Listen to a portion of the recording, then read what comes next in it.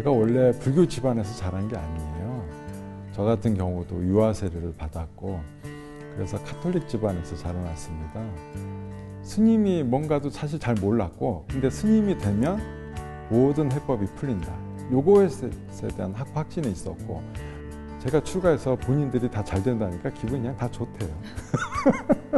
그게 원래 가야 할 분이 간 거다라고 하니까 굳이 왜 갔지 의심이 아무도 안 드는 거죠. 자비의 정신은요, 나와 남이 다르지 않다라는 걸 생각하는 게 제일 중요해요. 도심 속 힐링 도량 서울 연화사. 이곳 연화사의 주지이신 묘장 스님은 가톨릭 집안에서 나고 자랐지만 죽음의 문제를 풀기 위해 17살에 출가를 발심하셨답니다. 그 후 우여곡절 끝에 출가에 성공했고 삶과 죽음을 초월하는 부처님 가르침으로 세상을 밝혀오셨는데요. 특히 전쟁이나 재난이 발생해 긴급 구호가 필요한 곳이라면 어디든 제일 먼저 달려가 보살행을 펼치고 계시죠. 우리 시대의 자비보살 묘장 스님의 이야기, 지난 시간에 이어서 만나보겠습니다.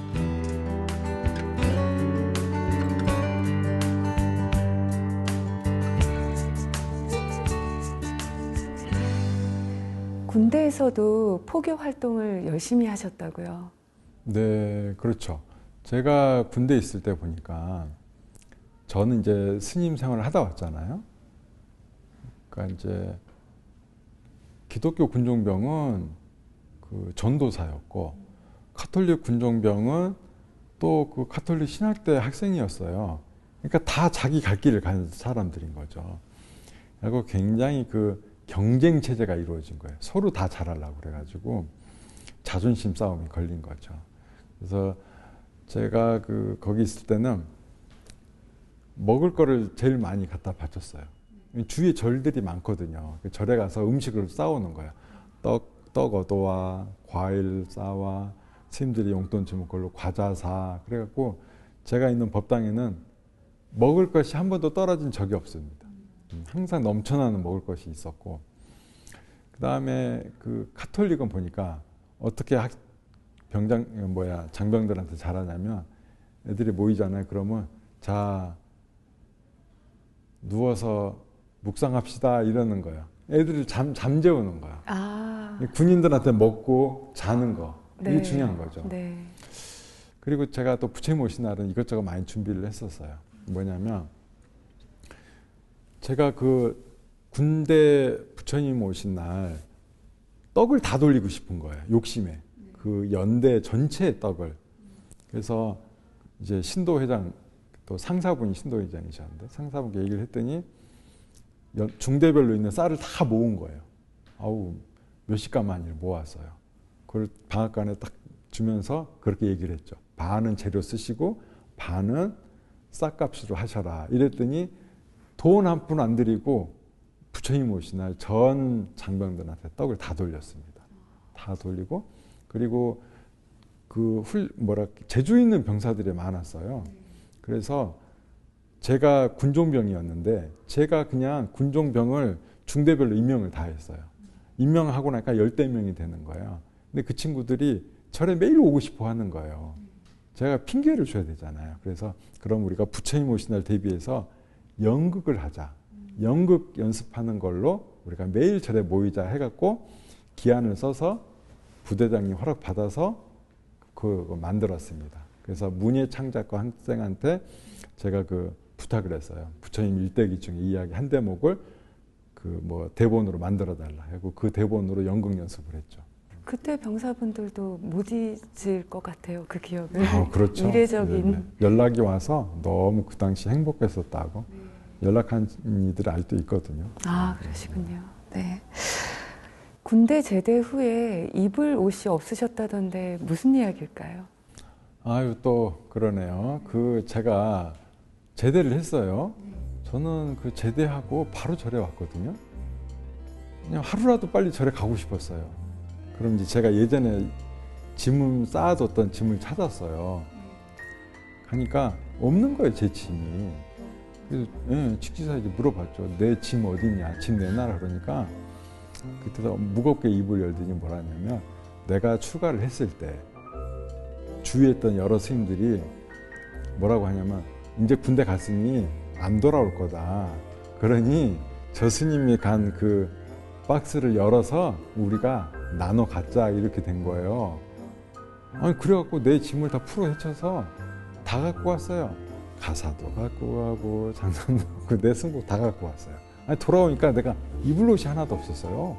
그래가지고 그 절에는 어떤 게 있냐면 안 입는 옷을 이렇게 한 곳에 모아두거든요. 그러면 이제 필요한 사람이 이렇게 열어보고 그걸 좀 주워다가 입어요. 선방에서는 그렇게 하거든요. 선방에 가가지고 제가 옷 한 2벌 겨우 거기서 겨우 사이즈 잘 안 맞지만 승복이라고 돼 있는 게 그거밖에 없어갖고 제가 그걸 주워 입고 그랬었죠.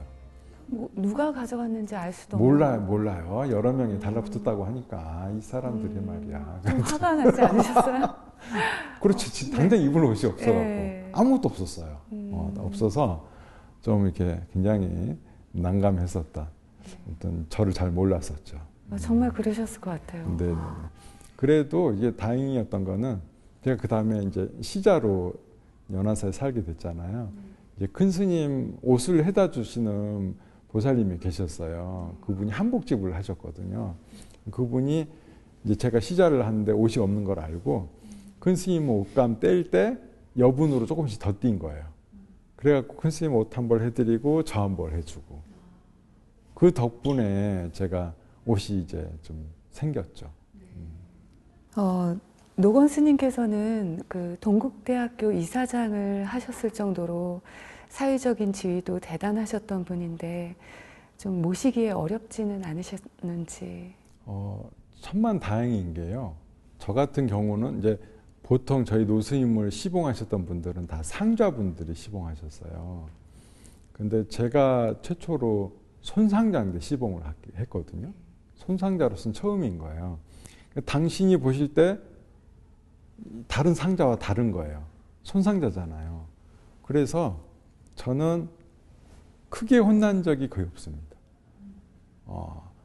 그 어른은 가끔씩 이렇게 회초리도 드셨던 분이신데 상자들한테는 꽤 엄하셨지만 저한테는 한 번도 드신 적이 없어요. 그래서 전 다행이죠. 되게 잘해 주셨고 근데 이제 제가 실수를 했던 적도 또 있어요. 왜냐하면 스님께서 그 당시 연화사 주지심을 불러다가 엄청 혼을 내고 계셨어요. 주지심이 뭘 좀 잘못하셨어요. 근데 이제 한참 혼내다 보니까 막 이렇게 손 들다가 그 마침 밥상이 옆에 있었는데 그게 엎어진 거예요. 제가 방에 있는데 와장창 소리가 나. 아 이거 뭐가 날라갔나? 내가 치워야 되겠다 하는 마음으로 급하게 저도 빨리 가 치워야 되잖아요. 문을 열고 빨리 싹 들어가는데 하필이면 제 발 아래 뭐가 있었냐면 그 숭늉 주전자가 있었던 거예요. 근데 저는 빨리 들어가고 훅 들어갈 때 제 발에 걸려가지고 이놈이 제 발에 맞아서 벽에다가 꽝 쳐가지고 숭늉은 다 엎어지고 난리가 난 거예요. 네. 아니 그러니까 큰 스님도 놀래고 당시 연화사 주신도 깜짝 놀래고 그래가지고 분위기가 이상해져가지고 혼을 그만 내시더라고요. 저는 얼른 치우기 바빴고 나중에 그 연화 주심이 스님 고마워 이러는 거예요. 네. 내가 그걸 끊어줬다고. 네. 1시간 더 혼나야 되는데. 네. 네, 아무튼 저는 뭐 혼난 적이 별로 없고요. 되게 좀 뭐 어떻게 보면 좀 사랑을 받았달까 좀 특이한 케이스죠. 묘장 스님은 1991년 직지사에서 웅산 법등 스님을 은사로 노건 대종사를 계사로 출가하셨고요.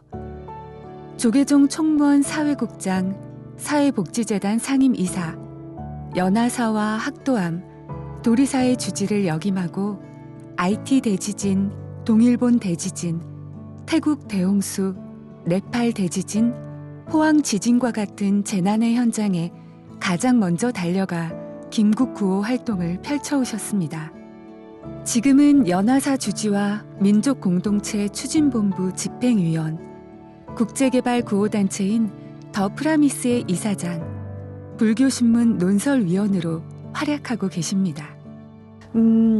어른 스님을 모시면서 인터넷에 불교대학도 만드셨다고요. 지금보다 굉장히 옛날 이야기인데 그때는 인터넷도 잘 안 되던 시절 아닌가요? 옛날에요? 네네. 네. 되게 옛날인데요. 그때는 이제 PC 통신 시절이었어요. 그래서 저는 나우누리 불교 학생의 지도법사였고요. 그다음에 유니텔이 또 있었어요. 이 유니텔은 보면 삼성에서 만들었었기 때문에 삼성 직원들이 많이 들어와 있었거든요. 그분들은 나이대가 조금 더 많았어요. 보통 나우누리는 대학생들한테 무료 쿠폰 뿌리면서 가입자가 엄청 늘어났고, 삼성은 직장인들한테 뿌린 거죠.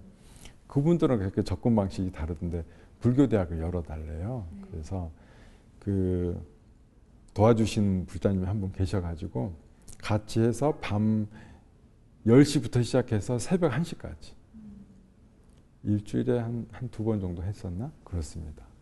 그리고 제가 준비한 강의할 것을 이제 텍스트로 쳐가지고 올리면, 한꺼번에 올리면, 그래서 이제 채팅방처럼 단체 공개 채팅방인 거예요. 한 100여 명 들어올 수 있는.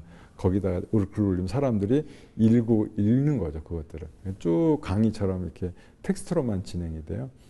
다 끝나면 이제 제가 질문할 거 있으면 질문하세요. 그럼 이제 계속 질문이 들어오는 거예요. 질문에 대한 답변 방식으로. 그거를 거의 뭐 2년간 했었습니다. 어른 스님이나 그 당시에 연화사 주지 스님께서 지원을 해주시지 않았으면 불가능하지 않으셨을까라는 생각이 드는데, 혹시라도 뭐 못마땅해 하시는 부분 같은 건 없었나요? 있었겠죠. 사실은 이제 당시 주이신께도 전 개인적으로 되게 고마워해요. 왜냐하면 컴퓨터를 사주셨거든요. 아, 정말요? 제가 해인사 강원에 있을 때 그 컴퓨터실이 있더라고요. 아니 2년 전에 컴퓨터실이 있는 거예요. 깜짝 놀랐어요. 그래서 그걸 보고 나도 근데 군대 갈 때가 얼마 안 남아가지고 군대 갔다 오면 내가 컴퓨터를 잘해야 되겠다. 그래서 군대 가니까 타자기가 있더라고요. 제가 타자기를 많이 쳤어요. 일부러 타자를 연습을 많이 하기 위해서 행정반에 있는 일감까지 제가 떼다가, 행정병들한테 그래요. 어디 타자 칠 거 있나? 그럼 물어보고 좀 있다 그러면 그거 내가 해줄게. 해갖고 내가 갖고 와서 타자 쳐서, 타자를 칠 줄 아니까 아주 컴퓨터가 쉽더라고요.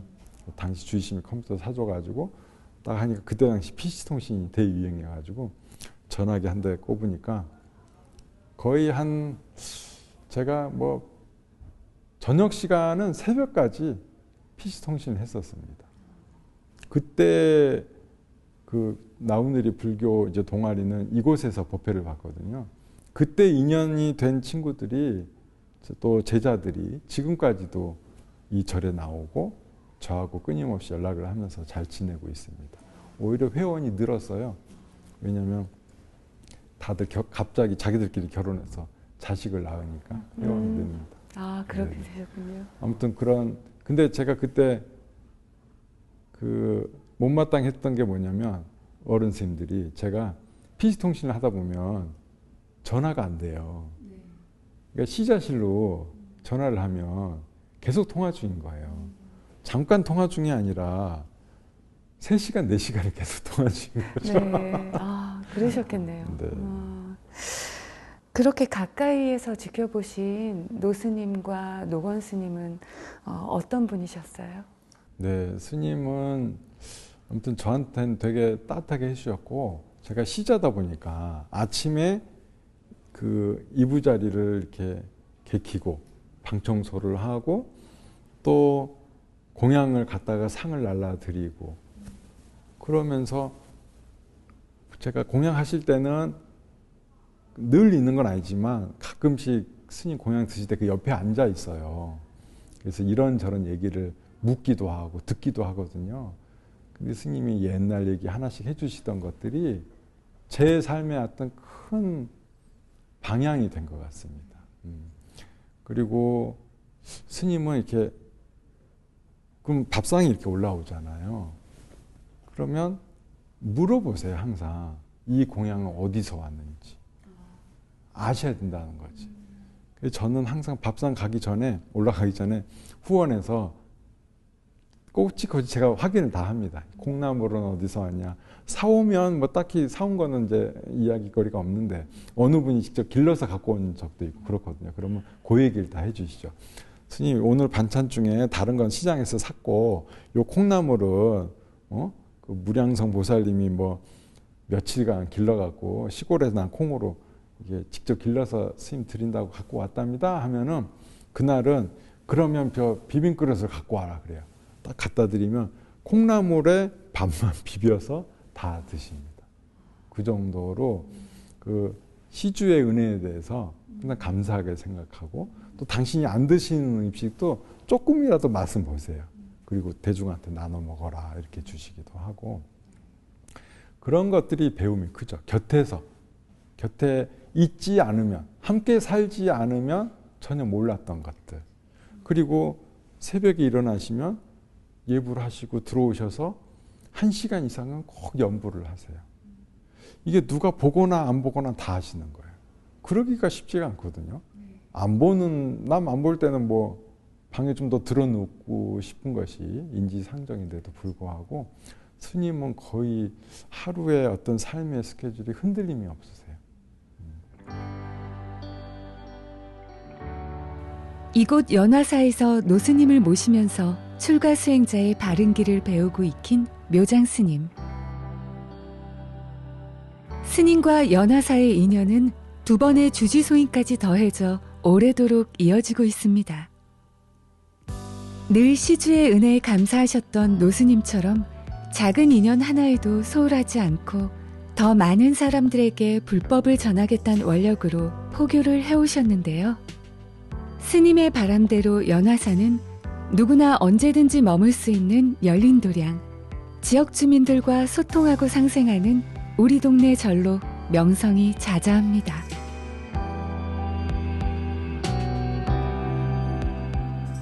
저희 프로그램의 공통된 질문인데요. 스님께 출가란 어떤 의미일까요? 저는 가야 할 곳에 저는 왔다라는 느낌이거든요. 그래서 인간은 저는 이제 인과법에 의해서 자연스럽게 다 부처님이 되어가는 길에 과정이 있을 뿐이다. 그나마 스님이 그 과정에 꽤 가까운 곳에 와 있다는 것으로 봅니다. 그래서 누구나 언젠가는 금생이 아니라 다음 생에라도 분명히 출가는 해야 된다. 그럴 값이면 좀 더 빨리 하는 게 좋지 않을까. 저만 해도 한 3년 늦어진 것만으로도 아직도 작은 후회가 있거든요. 그렇듯이 우리 한번 출가를 생각해 보지 않으셨던 분들도 그렇게 큰 틀로 다음 생, 그 다음 생까지 생각해 본다면 출가를 생각해 보는 것도 좋은 선택이라 생각합니다. 앞으로 어떤 계획과 발언 가지고 계신가요? 네, 저는 이게 앞서도 얘기했지만 이런 재난과 재해 옆에는 제가 항상 있겠다는 다짐과 서원을 했기 때문에 앞으로도 꾸준히 그렇게 할 생각이고요. 또 큰 스님께 받은 가르침도 있기 때문에 늘 부자들과 함께 하면서 그분들의 이야기도 잘 들어주고 그분들의 마음속 고통도 없애주는데 큰 노력을 할 것입니다. 오늘 이렇게 훌륭한 일도 많이 하시고 또 이렇게 따뜻한 말씀, 지혜로운 말씀 듣게 돼서 영광이고요. 감사드립니다. 네, 고맙습니다.